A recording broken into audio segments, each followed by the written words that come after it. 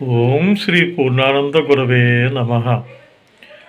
అనంతపురంలో అప్పాస్వామి గారు శ్రీ సంపత్కరి శ్రీ షోడశి మహామంత్ర విద్యను ఒక సంవత్సర కాలం పాటు సాధన చేశారు. ఆ సాధన ప్రక్రియ పూర్తయిన నేపథ్యంలో అనంతపురంలో మహద్గురువు శ్రీ పూర్ణానంద స్వామీజీ వారు, అలాగే గుప్తయోగి శ్రీ రాకాడి బాబా వారి పాదుకలను గజారోహణ చేసి ఊరేగించాలని, ప్రత్యేక పూజలు నిర్వహించాలని నిర్ణయించారు. అదేవిధంగా ఆయా కార్యక్రమాలను అత్యంత వైభవోపేతంగా పూర్తి చేయించారు అప్పాస్వామి గారు. ఆ విశేషాలను ఈ వీడియోలో తెలుసుకుందాం. అంతకంటే ముందుగా హోమగంధి క్రియేషన్స్ యూట్యూబ్ ఛానల్ని మీరు ముందుగా చూస్తూ ఉంటే సబ్స్క్రైబ్ చేసుకోండి. మీకు తెలిసిన వారితో కూడా సబ్స్క్రైబ్ చేయించండి. ఇక వీడియోలోకి వెళదామా? ప్రతి సంవత్సరం నందికొట్కూరు వెంకట్రామరాజు గారు వినాయక చవితి సందర్భంగా మట్టితో స్వయంగా గణపతి విగ్రహాన్ని తయారు చేసి భక్తి శ్రద్ధలతో పూజలు చేయటం ఆనవాయితీగా వస్తూ ఉన్నది. ఒక సంవత్సరం అటువంటి సందర్భంలోనే మహద్గురు శ్రీ పూర్ణానంద స్వామీజీ వారే వెంకట్రామరాజు గారి ఇంటికి గణపతిని చూసేందుకు స్వయంగా వచ్చారు. జీవకళ ఉట్టిపడుతున్న వినాయక విగ్రహాన్ని చూసి స్వామీజీ వారు ఆప్యాయంగా వినాయకుడిని ఉద్దేశించి, ఒరే, నిన్ను చూడటానికి మీ బాబు వచ్చాడురా అన్నారు.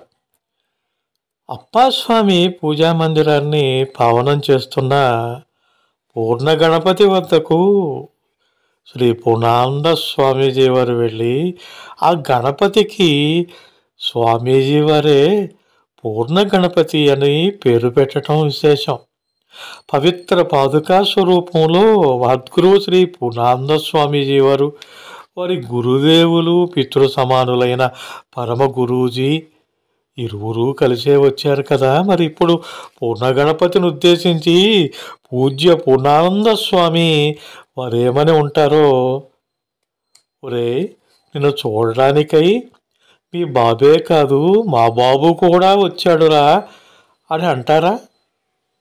గురుపాదుకలతో వచ్చిన శ్రీ పూర్ణానంద స్వామీజీ వారి భక్త బృందం సకల వసతులతో శోభాయమానంగా విరాజిల్లుతున్న సంపత్కరి పై అంతస్తులో అందరూ విడుదల చేశారు. అతిథి మర్యాదలకు ఆవగింజంతైన లోటు కలగకుండా సవ్యంగా సాగిపోతూ ఉన్నాయి.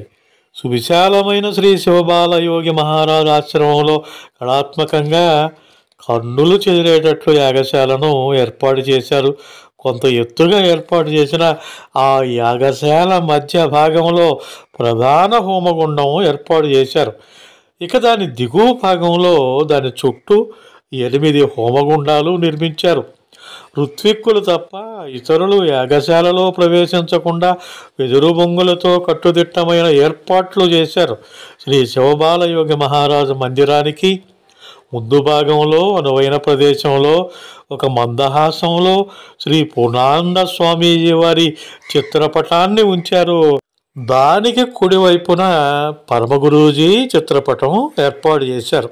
పుష్పక రథంపై ఊరేగింపుకు ప్రత్యేకంగా తయారు చేయించిన స్వామీజీ వారి నిలువెత్తు చిత్రపటం అందుబాటులో ఉంచారు. అందులో శ్రీ పూర్ణానంద స్వామీజీ వారు తామర పుష్పంలో పద్మాసనంలో ధ్యానస్థులై కూర్చొని కనకవర్షం కురిపిస్తూ గజలక్ష్మి భంగిమలో ఉన్నారు.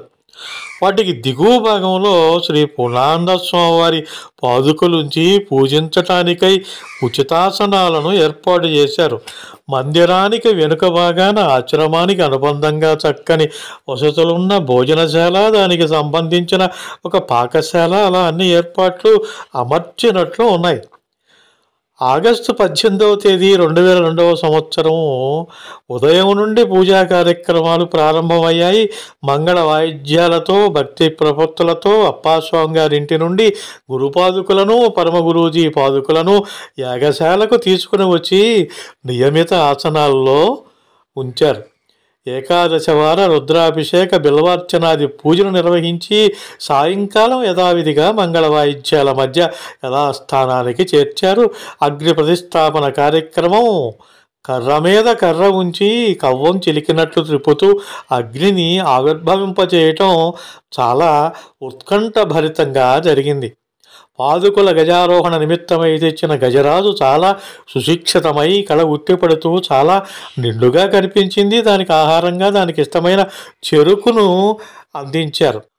అప్పటి ఆశ్రమ చైర్మన్ గారైన ప్రకాశ్ గౌడ్ గారు, పరమ గురూజీ శ్రీ రాకాడి బాబా వారి పాదుకలు, అలాగే వారి శ్రీమతి శ్రీ పూర్ణానంద స్వామీజీ వారి పాదుకలు తలపై పెట్టుకుని మంగళ వాయిద్యాలతో అప్పాస్వామి గారింటి నుండి బయలుదేరగానే ఆ గజరాజు వచ్చి ఆ దంపతులు ఇద్దరికీ పూలమాల వేసి వివిధ విన్యాసాలు చేసుకుంటూ యాగశాలకు ఆహ్వానించి తీసుకువెళ్ళిన వైనము వర్ణనాతీతం.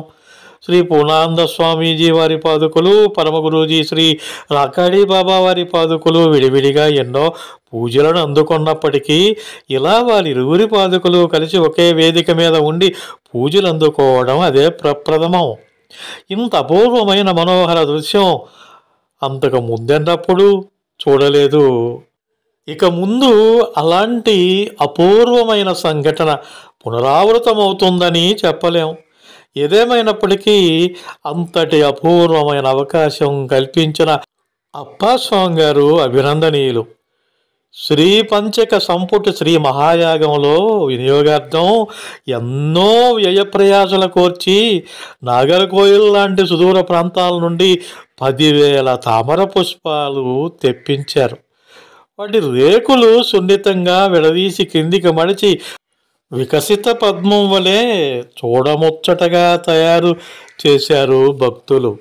ప్రధాన హోమగుండం వద్ద అప్పాస్వామి గారి దంపతులు, అలాగే బిఆర్కే గారు, మరొక ఋత్విజుడు ఆసీనులై జపహోమం నిర్వహించారు. అలా చూడముచ్చటగా తయారైన తామర పుష్పాలు ఒక్కొక్కటి తన చేతికి అందిస్తూ ఉంటే దానిని ఆవు చేతిలో ముంచి అప్పాస్వామి గారు సమర్పణా భావంతో అగ్నిహోత్రునికి సమర్పిస్తూ శ్రీపంచక సంపుటి శ్రీ మహాయాగం 10,000 హోమం చేశారు. ఆ దృశ్యం ఎంత కన్నుల పండుగగా ఉందో వర్ణించలేమో. తక్కిన 8 హోమగుండాల వద్ద మిగతా ఋత్విక్కులు ఆవు నేతితో శ్రీపంచక సంపుటిత శ్రీ సూక్త హోమం ముక్త కంఠంతో చేస్తూ ఉంటే వేద మంత్ర ఘోషతో ఆ ప్రాంతమంతా మార్మోగిపోయింది. ఎటు చూసినా నయనానందం, కర్ణానందం భక్తుల వంతయింది. పూజలు ప్రారంభించిన రోజు నుండి నిత్యం వేలాది మంది సందర్శకులు దర్శించుకునేవారు. వచ్చిన వారందరికీ ఉచితంగా అల్పాహారం అందజేశారు. శతసువాసిని పూజ భక్తిభావ ప్రధానమైన ఒక సుందర దృశ్యం. ఆ విశేషాలను తదుపరి భాగంలో చెప్పుకుందాం. శ్రీ పూర్ణానంద అనుగ్రహ ప్రాప్తిరస్తు. మీకు ఈ వీడియో నచ్చితే లైక్ చేయండి, షేర్ చేయండి, కామెంట్ చేయండి. హోమగంధి క్రియేషన్స్ యూట్యూబ్ ఛానల్ని సబ్స్క్రైబ్ చేసుకోండి. మీరు తెలిసిన వారితో కూడా సబ్స్క్రైబ్ చేయించండి. మరిన్ని వీడియోల నోటిఫికేషన్ ముందుగా మీకు రావాలంటే పక్కనే ఉన్న బెల్ ఐకాన్ని ప్రెస్ చేసుకోండి. ఆల్ ఆప్షన్ని యాక్టివేట్ చేసుకోండి.